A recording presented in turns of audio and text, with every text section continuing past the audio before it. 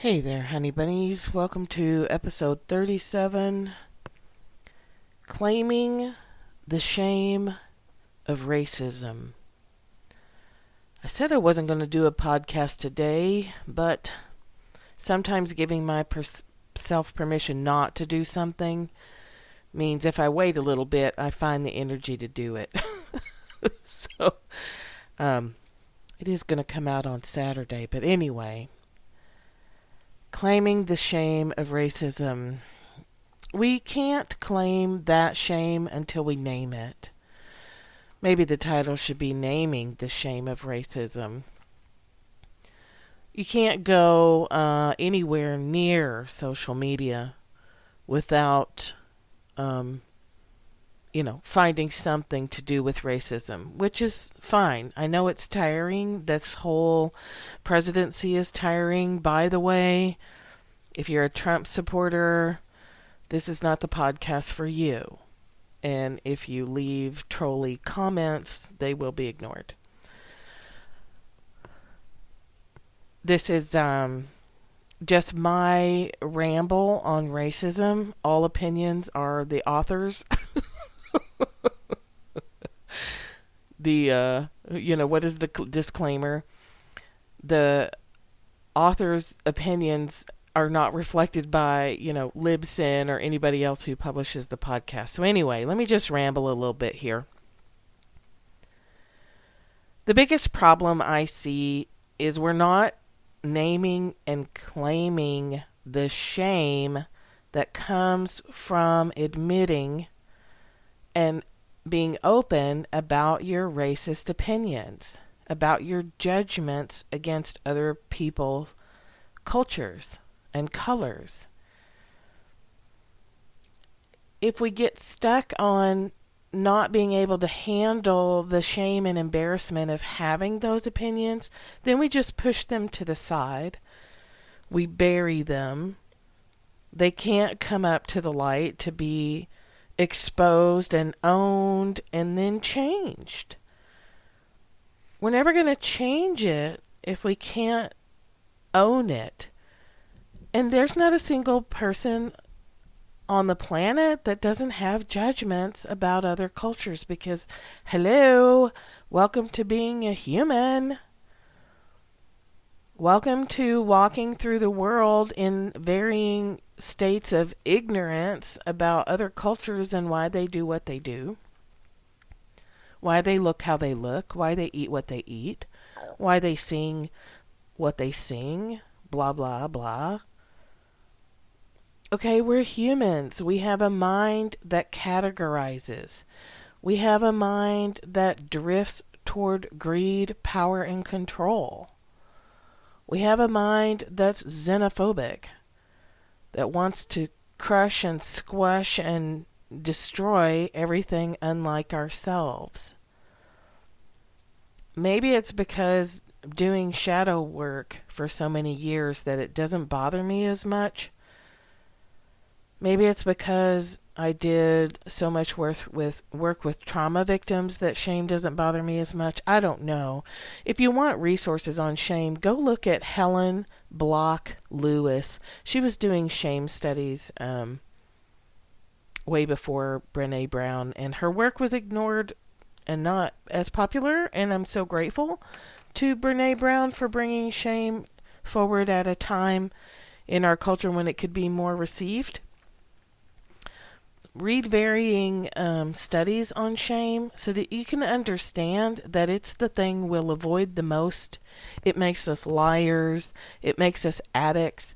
It makes us blind to our faults. We don't like shame. Shame is a yuck. It's yucky. We don't want to feel it. We don't want to talk about it.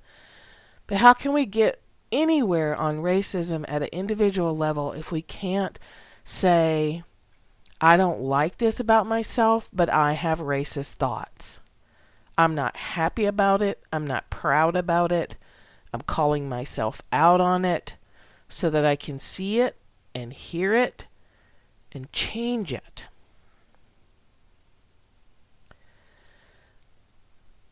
some of you know that I worked in Child Protective Services for years, too many years. And that, being a social worker really, really challenges you to learn the ways of other people and enforce the laws objectively. Hopefully, that's what you want. That's not what happens for all social workers, but client right to self-determination is one of the biggest values in the code of ethics. People have a right to determine what they're going to do and not do. And then there's always that gray area of how far is too far. Genital mutilation, too far, way too far. I'm never changing that opinion. That is not okay. Cupping, the practice of cupping as a health practice, it's a cultural thing. It doesn't cause any lasting injury. It may have some health benefits. Not against the law.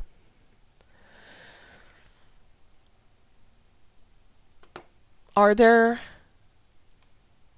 and again, I'm not an expert. I'm just sharing my opinions and things that I've been thinking about in the hopes that it will help other people take a more clear look at themselves. Maybe dive into a little higher level of radical honesty. Just naming out loud your judgments and the embarrassment of having them. We feel petty. We feel horrible. If you have a conscience or, a heart at all, seeing what's happening on our borders is horrifying. It's exhausting. It's terrifying. It's scary as hell to see the things that we were reading about in high school. I'm 52. So reading Holocaust books and things like that in high school and thinking, oh my God, how could it happen? What? And here it is. Here we are again. We were here in the 40s with the internment camps. This tendency of humanity to push against the other, isn't going away. But the problem is we're not recognizing fast enough the early stages of this. We make excuses. We say, oh, he's just joking. Oh, she just doesn't understand. And we don't take a look at the hidden, sneaky discomfort that makes us even make an excuse for somebody else telling some crappy joke or making some comment about another race, another culture. I read an article and I wish I could remember. Hopefully someone will remember and send it to me. It's either a book or an article about how, the difficulty among white people is the shame piece. Our color has been in control for so long. Our color has held the power and given us the cushion against judgment for so long that we don't really even know it. We're not really aware of it. When I went to college, I was 25. I was 25 when I went back to college. I had gone to junior college to get my emergency medical training and did that for a while, and then went to Colorado State University when I was 25. I'm sure I should have gotten some education on racism then, but I was a single parent going through a lot, and I actually don't, my memories of undergrad are a little foggy. But I took anthropology, I took lots of sociology classes, minored in sociology, love it so much. And it made me think, and I didn't really get it. I didn't really get white privilege until I went back, like 10 years later, to graduate school. I graduated in 96 with my undergrad, and I went back in 2003 for graduate school. And it was in a class in there that I really understood what white privilege meant, and I was blown away. Blown away. I had no idea that that concept was something I had been living my entire life and didn't know it and didn't understand it, had no idea how it affected other people, because I grew up poor. My dad's family is super ultra abject Mississippi poor, out in the woods, living in houses on sticks, welfare poor.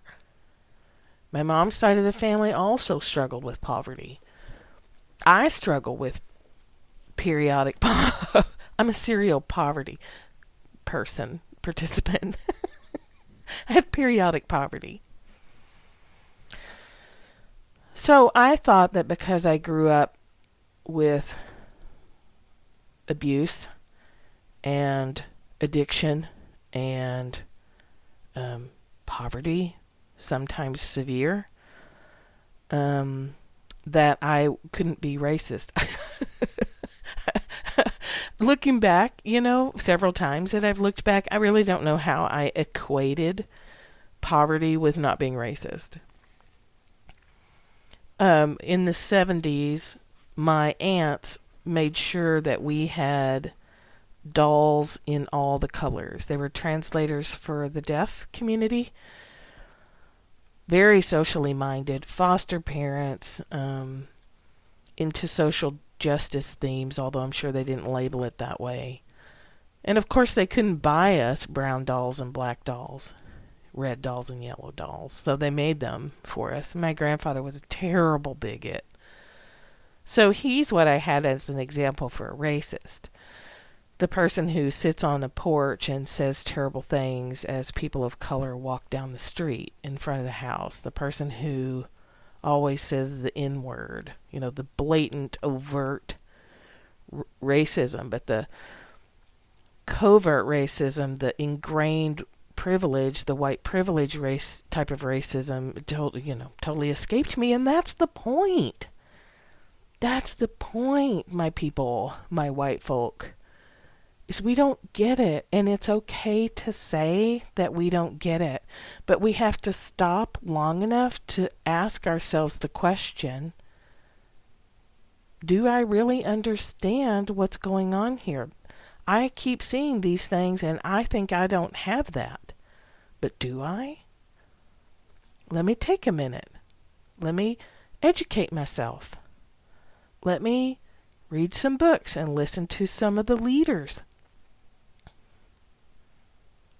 Let me hear within myself where my tension is when the topic racism comes up, when the topic of immigration comes up, when the shouts of, go back to where you came from when you're an American citizen come up. The love it or leave it mentality that comes from ignorance. It's a default, right? If we say, well, if you don't love this country, well, then you can go back to where you came from. Or if you don't love this country, then you can just leave, whether you were born here or not. If you don't like the way we do things around here in America,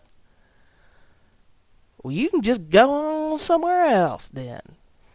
That's easy, right? That's an easy cop-out way to not have to stop and look at yourself. It's so irresponsible to say that. And yet, when I was a kid, we said that. I grew up in Texas. Not the Texas that exists today, I'll tell you what. But, we said that. Well, people coming here should learn to speak English. Well, people coming here, if they don't like it, then they can just go back where they came from. I've said that. I don't like that. I'm not happy about it. And of course I haven't said that since I was like 14. It's one thing for a 14-year-old to think in those terms, parroting their culture. It's another for a 30 and 40 and 50 and 80-year-old to be saying things like that. And it's a whole nother thing for the person sitting in the highest office of our land to be saying redonkulous things like that. And I say redonkulous, but not to minimize it. It is dangerous. It is a call. It's the dog whistle. It's the call to arms for the unstable in our country. If any one of those women is hurt, you can nearly almost guarantee it will be a white person who did the hurting. White men are our mass shooters. But we're trained to be scared of the black and the brown ones. Ooh, they're the scary ones. When I worked in child protection, I used to joke, and also not joke, that there were more sexual predators around in the conference rooms of Hewlett Packard or Wells Fargo than there were at the homeless shelter. People have, and no offense to Hewlett Packard or Wells Fargo. Actually, Wells Fargo can go whatever, jump off a cliff. They're horrible. Sorry, if you work for Wells Fargo, please let me know if you need me to make up a reference so you can go work somewhere else. Perpetrators come in all colors. White privilege means white perpetrators are invisible. When you hear about the latest Epstein thing, no surprise. No surprise there at all. Rapists get away with it. Molesters get away with it. Pedophiles get away with it because they show up to court and they're clean cut and white and wearing a suit and have an attorney. Even if they don't have money, just the white, clean cut suit, well-spoken, articulate presentation of the image of the person in power is enough to get them off the charges, if it even goes to trial. We have to own that in ourselves. We have to own that we have inappropriately laid the scary boogeyman role onto people of color, men of color specifically. These are just things that I've observed in my own life, in my own upbringing, in my own experience of this, and the unraveling that I'm doing on a daily basis. Still, after all these years, still ferreting out automatic racist thoughts.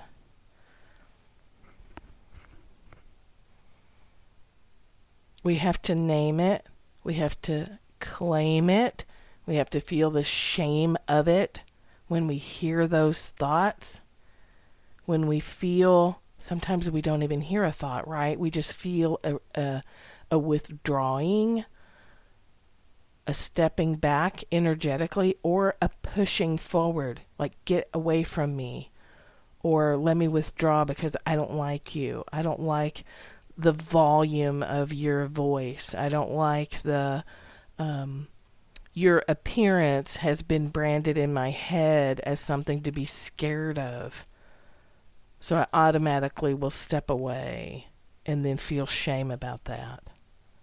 That's okay. I'd rather be aware that I'm making the judgment so I can feel the shame of it and choose to do differently. Choose to remind myself that just because the dominant culture tells me that men of color are scary doesn't mean that I have to believe that. And I need to be aware of it when I think it, so in my head in the moment I can say, that is fucking horseshit. That is a story that's been handed to you by the people who don't want you to look at what they're doing. So they're going to misdirect and scare you into looking in the opposite direction so that they don't get caught. And when they do get caught, if by some miracle they're charged, they can walk out of the courtroom scot-free because they have misdirected and brainwashed and controlled us into thinking that the problem is actually over there. So back to grad school. I thought I grew growing up poor and really, really struggling was enough. Like I literally thought that made my life experience equivalent to people of color's life experience. Like, why would a black woman be upset with me? I grew up poor too. I was abused too. I went through the shit too. And then finally, when the nickel dropped in grad school, I got it that, yeah, that's true. All that shit did happen to me. I had to overcome so many obstacles that still are sometimes a struggle. But I can go to Neiman Marcus and walk through the store, even wearing my poor person clothes, and not get stopped. I've shared this story before where I was in Fort Collins, which is called Vanilla Valley in Colorado. I lived there for 25 years. I freaking love that town. And I was standing at a restaurant and couldn't make up my mind. It was one of those like, I'm going to say Chipotle, but it wasn't Chipotle. I actually can't remember who it was. But I was standing, to walk up to order. And a black woman came up behind me and I waved her forward because I wasn't ready. And the guy finally walked up and she's standing in front of me. And he leans over and asks me for my order. And I was like, she was here first. And I was so horrified by that. But I finally got it that just by virtue of my color, just by virtue of having white skin, covered in a lot of freckles and moles and tattoos and whatnot, but just that alone is my ticket to freedom. My appearance, my biology was my ticket to pass. I can go anywhere. I don't have to be afraid of the cops stopping me. I don't have to be afraid people are going to think I stole something in a store. I don't have to be afraid of those kinds of things. It doesn't discount that I'm afraid of, frankly, men in general. And as time goes on and more mass shooters turn out to be white men, the racism I'm having to own now, or the fear that I'm having to be sure doesn't take root in me, is a fear of all white men. And that's not reverse racism either, boys. My fellas. It's not reverse racism. So even when we have evidence of whatever story we're telling ourselves, we still have to challenge that. I have to challenge myself. All white men aren't scary. All black men aren't scary. All black women aren't mean. There's a stereotype that black women are mean. Well, why wouldn't they be? But I will catch thoughts like that. Oh, I'll find myself hesitating. Like I'm afraid to even open a conversation because I'm afraid that I'll trip into areas and I'll get lost and I won't know what to do. And here comes the shame. So I won't speak at all. That's not good. I don't like that. We have to be willing to make a mistake. We have to be willing to open a conversation. And if a black woman who has a lot of anger and we trigger that and that comes at us, we need to be able to stand there and listen and not personalize it and not get all butthurt about it. And God, don't start crying about it. Or if you cry, at least say, own the crying. Like, hey, this is an ingrained habit I have of crying. Please don't think I'm asking you to take care of me. We have to be able to take the risk to stand there and say, I'm sorry for my part. I'm sorry for my part in this cesspool that is coming to light Thank God it's coming tonight. Thank you, baby Jesus, that we're seeing it. It's terrifying. It really is. It's horrifying. And I want them to get louder so that we know where they are, so that we can really see what's going on. And for people who are thinking that the majority of the population supports what's happening at the border, they don't. The majority of the population does not agree. Because number 45 is so loud and so in your face, it can start to look like everybody's like that, and that's not true. And you have to be responsible to look for the people who don't feel like that, to go investigate who's out there. The Compassion Collective, Together Rising, your local politicians, the people who are protesting, the people who are at the border. Like, there's plenty of places for you to look.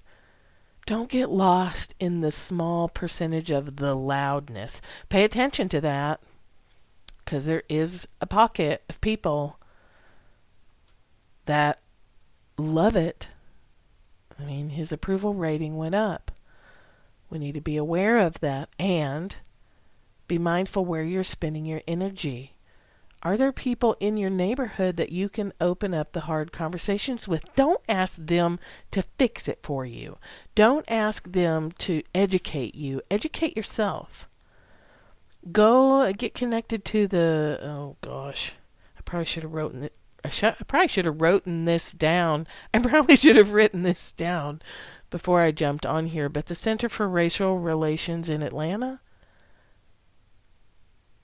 Google something along those lines. But look at what's in your own hometown. Google race relations wherever you are, whether you're in another country, because this isn't limited to America. It's happening everywhere. Politics everywhere are starting to see a rise of this, I don't know, Nazi ideology.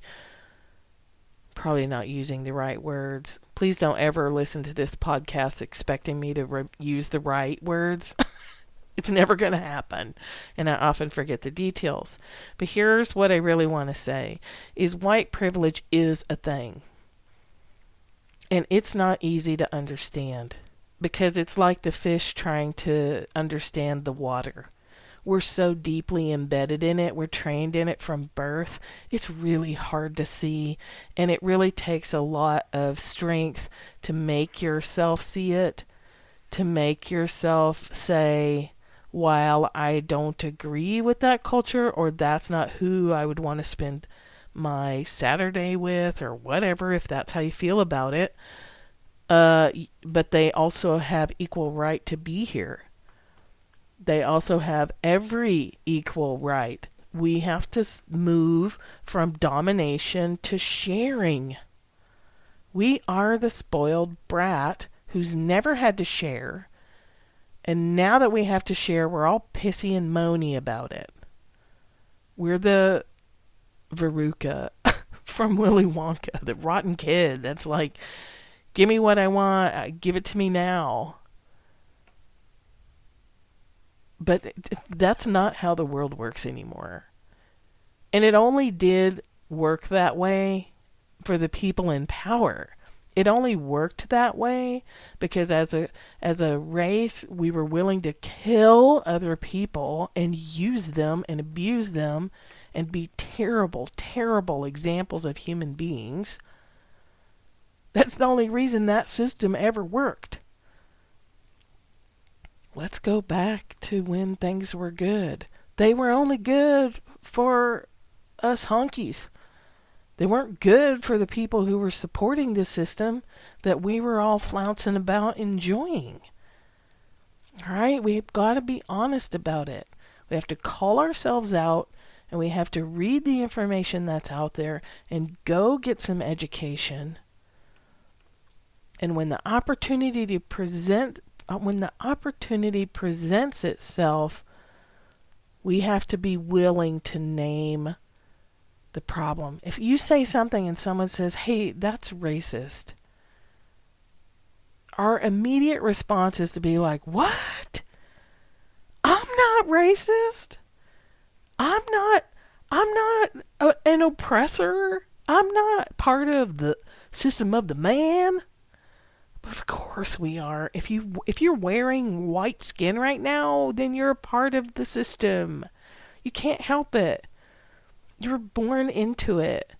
So it's that old thing in therapy, like, you used to have to tell clients this all the time. It's not your fault that you were abused. It's not your fault that you had to deal with family addictions. It's not your fault.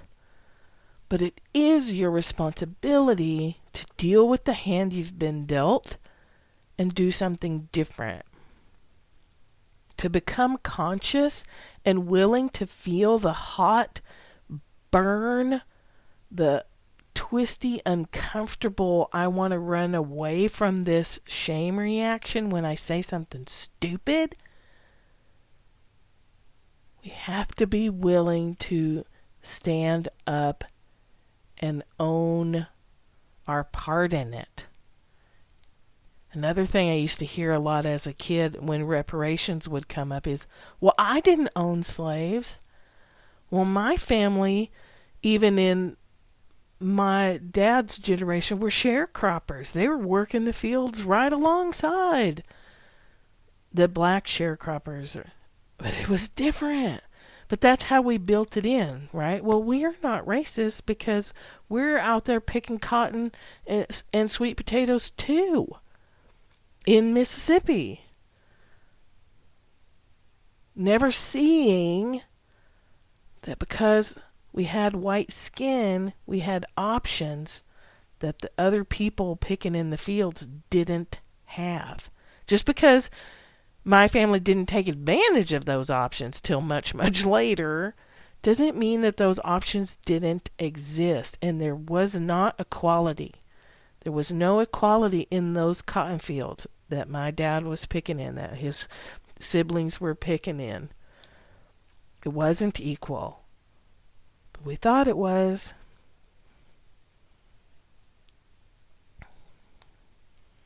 And as these subjects are more and more visible, I'm still finding old ass shit like that. Unconscious thoughts that will pop into my awareness, and I'm like, damn, really? You're still there? You're still there? Damn it. I don't want to feel like that anymore. I don't want to feel afraid of the shame. I don't want shame to control me. If a hard conversation needs to be had, then I'm willing to face the shame of it, even if that conversation is only with myself. If someone posts something on Facebook and I don't get it, I'm not going to ask them to explain it to me, but I'm going to ask them to, hey, can you point me to a resource for this? Because I honestly don't know where to educate myself. That's what I started doing last year, was watching for those resources, but mostly just still examining myself. Am I avoiding certain parts of town because those people live there? And then I hear the voices of my grandfather. Well, I don't mind if Mexican people live in the neighborhood because they have beautiful homes and they take care of their homes. But I don't want black people to live here because they don't take care of their homes. Where did that come from? Why did he even say those kinds of things? I don't know. I mean, he's dead. I can't ask him. But it's like, where did that even... That's the kind of shit that we heard and still hear. I mean, I live in Georgia, for crying out loud. You can't go into town without hearing somebody standing on their soapbox about something that's in the vein of the things Trump says. They love it. They feel validated. They feel seen and empowered, and that's dangerous. So for the rest of us, we've got to work harder and faster. We can't change people's minds by going in a head-to-head conflict attack with them. It doesn't work. If you attack someone, they're immediately going to defend their position. That's human nature. That's the way it goes. Try to do it otherwise, and you're banging your head on a brick wall. So if you love brick prints in your forehead, then you go right ahead and attack people that you disagree with. But I'm telling you, from years of working with teenagers and being trained in mediation and using it for years, that's not how you get to a yes. That's not how you're able to introduce a question. But when you hear comments like that, well, yeah, but I grew up poor. Well, yeah, but my family was picking in the fields, or my family's always worked at gas stations, or whatever thing you hear, don't automatically assume that the person saying that is evil. There's a difference between evil and ignorance. Right now we have evil in the administration, calculated evil. I've seen it before, and I know it when I see it. It's calculated, it's strategic, it's evil. But the guy at the grocery store bitching about immigration while he's buying Mexican food is ignorant. So when I hear stuff like that, I can start to say something. I used to think that too, Bob.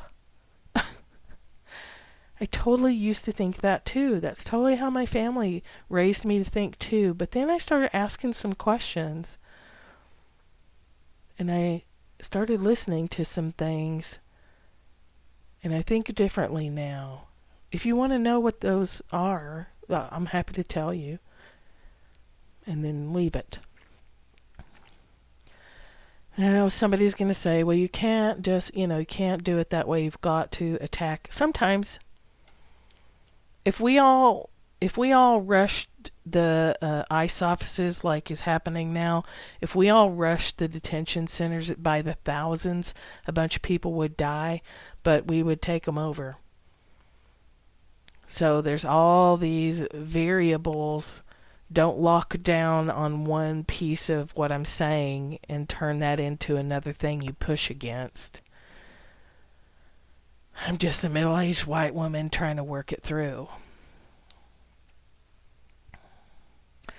Sometimes it's time to go to war and block ICE offices and get arrested and protest and swarm buildings and take over them and make a change in that way. Sometimes it's time for that. And sometimes you can change an old man's opinion at the grocery store if you do it just right. When you're dealing with a bunch of people locked down into a worldview, how you pick at that matters, and you just have to trust your intuition in the moment and ask yourself, is it even the right time for me to say something to this guy? Is it even the right time for me to point out the raging hypocrisy of someone complaining about immigration while eating in a Mexican restaurant? I'm not kidding. That happens around here on a daily basis. They don't even see it. That their conversation at the table is being heard by the person taking their order who is brown and has an accent. It's so ingrained in them, they don't even see that as being hypocritical and wrong. So, there's a continuum. There's big things. There's small things. There's no end to the changes that we can help, that we can foster even in our own little seemingly insignificant day-to-day interactions with other human beings. We can make a difference on small scale, and we can make a difference on large scale, and everybody has to decide for themselves how they're going to take those outward actions, or if they're going to spend every single day holding this world in a field of peace, which is what I've been doing now for months. Every single day, I hold this world in a field of peace inside myself. And instead of asking for our leaders to be obliterated and removed from office and cast out and exiled to the coldest reaches of Siberia, which is what my human self wants them just gone. Just go. Just go away. Instead, I hold that space of peace, and believe me, it does take work to get there. I have to do a lot of prayer, a lot of soul level compassion activating in my system, and then I hold the vision of them waking up. Miracles happen all the time. People can have epiphanies that completely change their world, which means they change our world. So I sit and spend time in that field of possibility, seeing them wake up, seeing more and more of them say, this far and no further, and I can't believe we've even come this far, and this isn't, that we're done. We're not doing this anymore. I can do that. It's a contribution. It's the contribution I can make on an everyday basis. You can do that when you feel helpless. You can hold the vision of what you'd like to see happen. And then when you're at the grocery store, you might be better prepared to challenge, Elmer on the racist statement he just made while he's buying guacamole, complaining about Mexicans. It's funny, but it's not. It's funny, but it's dangerous. So, look at your life, check with yourself, meditate every single day so that you can be aware of your own privilege and how it's been playing out in your life, so you can hear the judgment when someone says something and you have a racist response thought about it. So you can hear that, so you can name it, and you can feel the embarrassment and the shame and the, oh my God, I can't believe I still have that in me response. And you can do what the moment calls for. That's really the bottom line to all of this, is being personally responsible for your own self, asking all the questions of yourself, noticing when you want to defend and stopping and asking questions. Notice when the shame starts to rise and you want to push against what you're hearing, and paying attention and challenging that in yourself. And then go look for resources, donate, run for office, donate to somebody who's running for office, move to Minnesota, because those people got it going on. But damn those winters. Woo! I cannot handle that much snow. But there's plenty of examples. Put your focus on the people who are doing the work and do whatever you can to support them.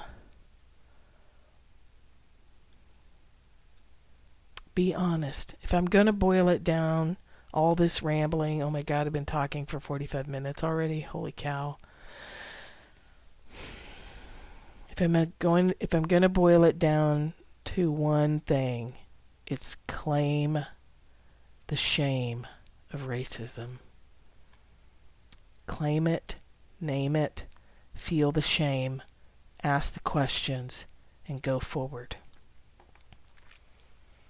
All right, the last thing I want to leave you with is Heather Westmoreland and I are doing a free meditation event, a healing circle, July 23rd, 7:30 p.m. Eastern. July 23rd is a Tuesday. You can find that on my Facebook page, facebook.com/that Michelle Wolf, or facebook.com Michelle Wolf 11. Look under the events tab on the Michelle Wolf 11 page, and you'll find it. If you can't find it, let me know. I believe I sent out an email about it, so if you're on my email list, you probably got one of those. It'll just say a free evening of meditation. So we're going to have a meditation. We're going to activate this peaceful state. And then we're going to do laser coaching and energy readings. We'll randomly pick people, and you can ask a question or bring your issue. And we will give you an experience of what my course, Sovereign Storytellers, is like. And we're going to mention when it starts and how to get enrolled. But it is not a sales pitch. We're not pitching in any way. This is an offering that we do periodically to just give you the gift of what that course is like, because it is empowering and powerful, and you can bring your stuff to that group. I think there's 28 people signed up already, which is kind of big for me. I tend to run in small numbers. But you can leverage the energy of that group to heal anything that you want. Maybe you can bring your shame about white privilege there. Maybe you can bring your panic about the children dying to the group, because we can help you with that. We can help you release it. We can help you stay strong.